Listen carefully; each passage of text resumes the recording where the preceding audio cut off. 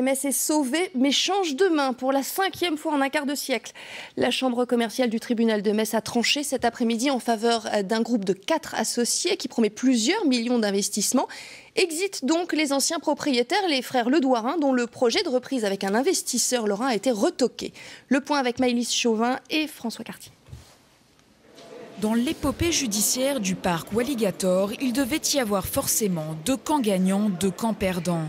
Aujourd'hui, la chambre commerciale de Metz a agi en faveur des salariés et des 4 entrepreneurs qu'ils soutenaient. Les frères Ledouarin, qui étaient jusqu'à la gérant, n'avaient pas le projet immédiat de licencier des salariés. Mais à terme, le parc aurait réellement risqué de fermer ou en tout cas de réduire beaucoup ses effectifs. Et donc même si à court terme ça revient au même, il est certain qu'à long terme c'était le seul projet qui permettait d'assurer l'emploi et des emplois futurs et peut-être plus nombreux dans l'avenir. Les frères Ledouarin, les gérants jusqu'alors, ont donc perdu la partie. Le projet de celui qui voulait s'associer avec eux n'a pas convaincu, mais ils ont choisi de faire appel de la décision.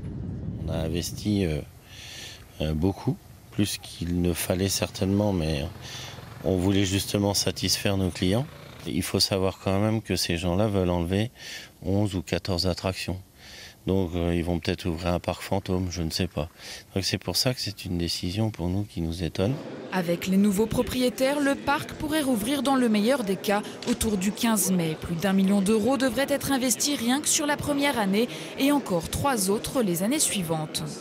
Nous voulons, pour résumer, que les premiers visiteurs, lorsqu'ils viendront, voient immédiatement à leur arrivée une rupture.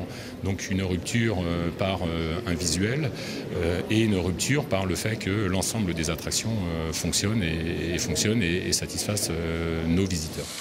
Dans ce dossier, 38 CDI et 260 emplois saisonniers étaient en jeu. Ces salariés seront en discussion dès demain avec les repreneurs.